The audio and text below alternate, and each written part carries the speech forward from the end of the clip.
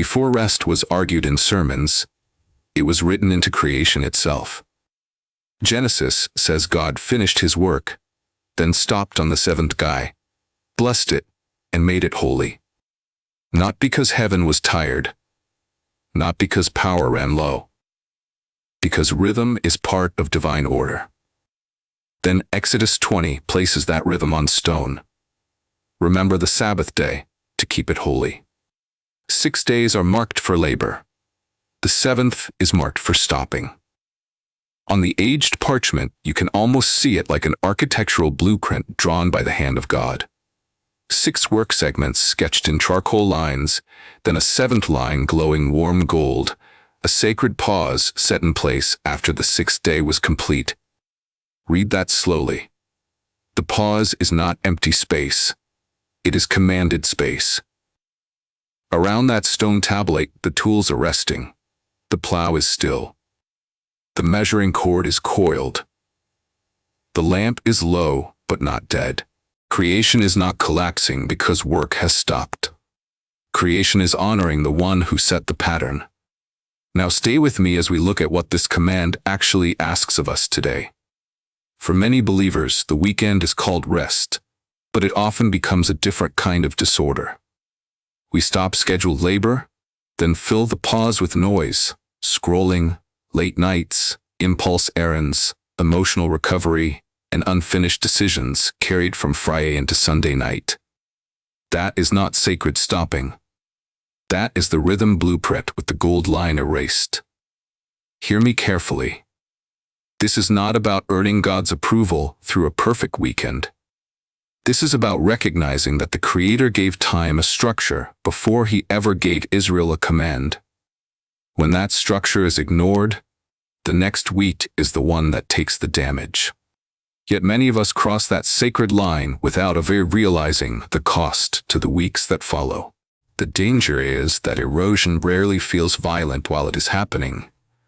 It looks harmless. A dim screen, a half-finished bag of snacks, iPhone, face down, then face up again. A weary believer slumped on the couch while the room glows with a tired blue light. And beneath that scene, there is still a weekly blueprint. Faint charcoal lines. Morning, evening, worship, preparation, sleep, attention, assignment. But weekend habits can drift across those lines like careless scratches on parchment. One scratch seems small. A later night than planned. Another episode after the body already asked for quiet. A meal chosen for escape, not nourishment. A scroll that was supposed to last 10 minutes, but leaves the soul foggy. Hear me carefully here. This is not rest. This is passive consumption, wearing the clothing of rest. Biblical rest restores order because it returns the creature to the Creator. Counterfeit rest avoids order because it tries to numb the creature from the life he still has to steward. That difference matters. One quiets the room so the soul can hear God again. The other fills the room with enough noise that conviction cannot reach the surface. Look at the parchment. The couch is not evil. The screen is not evil. Food is not evil. But when these things take the sacred pause line and smear it into a gray blur, the whole week loses its load-bearing strength. Monday is then forced to carry what Saturday refused to settle. Attention scatters before the work even begins. The body shows up, but the inner man is still dragging yesterday's residue into today's obedience. That is how erosion operates. Not through one dramatic collapse, but through small permissions that quietly deform the pattern God gave for renewal, focus, and holy readiness. So the question is not whether you enjoyed the weekend. The deeper diagnosis is whether the weekend returned you to order or trained you to escape it. What feels like deserved recovery can quietly drain the very strength needed for obedience on Monday. Habit 1. is unstructured sleep and delayed rising. See the figure on the bed, tangled in sheets, reaching toward a glowing alarm clock shaped like an ancient sundial. Beside him, a scroll carries rhythm lines that no longer run straight. They are bent, crowded, interrupted. That is not just a tired body needing mercy. Sometimes it is a whole morning losing its appointed shape. In Genesis, God does not treat time as a pile of loose hours. Evening and morning are named. Light is separated from darkness. Work is given its space, and ceasing is given its space. The day has form before man ever receives assignment. So when weekend sleep turns into drifting, delaying, and rising with no order, something deeper is happening. It is like moving the mark on the blueprint that tells the workers when the work begins. That mark may look small, but once it shifts, everything after it gets compressed. Prayer gets rushed. The body gets hurried. The mind wakes up late, then tries to make holy decisions while still wrapped in fog. Let that sit for a moment.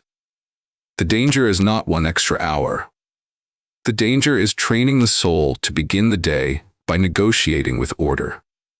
The alarm sounds, and instead of receiving the day, the heart practices delay.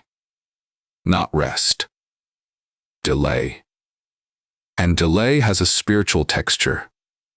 It teaches the inner man that alignment can wait, attention can wait, readiness can wait. But creation does not move that way. God's rhythm gives form first, then fruit. This pattern does not restore.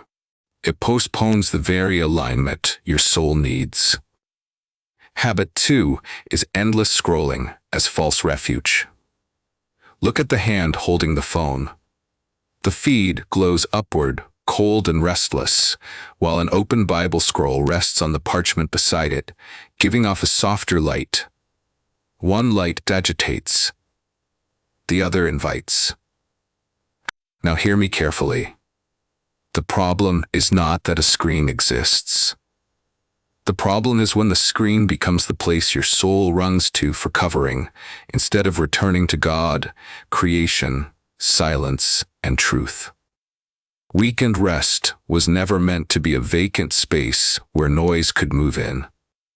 In the pattern of creation, empty space is not wasted space. God separates, names, fills, and blesses. The open margin has purpose. It makes room for attention. It makes room for worship. It makes room for the heart to hear again. But endless scrolling works like adding unrelated doodles along the edge of the blueprint. At first, it looks harmless. A short clip here, a post there, a quick update while the coffee cools. Soon, the sacred margin is crowded with lines that were never part of the design. Think about what this exchange actually costs. You trade quiet for stimulation. You trade presence for fragments. You trade the slow light of Scripture for 1,000 bright flashes that ask nothing holy from you and give nothing lasting back. And this is where many believers misname numbness as rest. The body is still, but the inner life is being pulled in 100 directions. The hand keeps moving. The eyes keep receiving. The soul stays unfed. The information enters, but the true replenishment never does. Habit 3 is the quiet refusal to plan. The planner scroll sits open beside the dark couch. The television is only a silhouette now, a black shape against the wall, while far across the parchment, an ordered calendar catches a faint, holy light.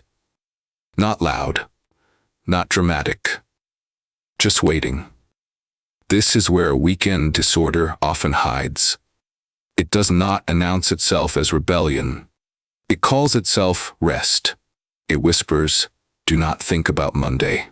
Do not look at the week. Do not mark the path. But refusing to mark the path on the blueprint is not peace. It is choosing to walk into Monday like an unmarked wilderness. Stay with me, because this runs deeper than surface time management. Sabbath is not the absence of order.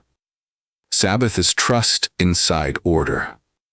In Genesis, God stops after he has formed, separated, named, and filled. The stopping comes after alignment.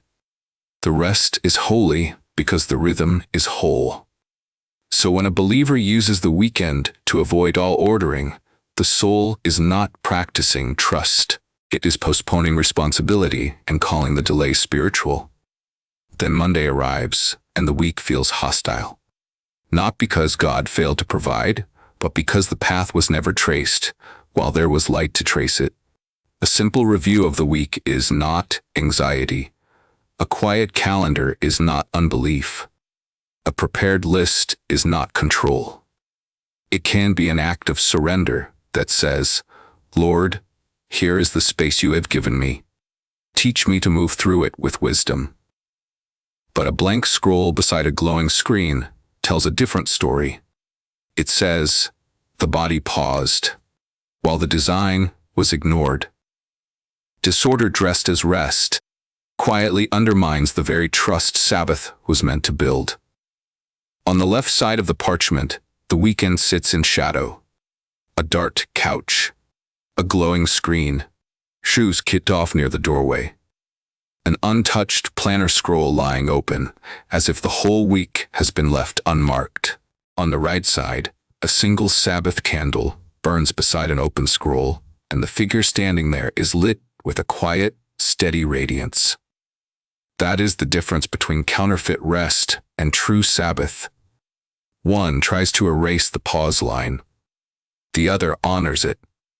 In Genesis 2:3, God rested after he finished his work, and he set that day apart.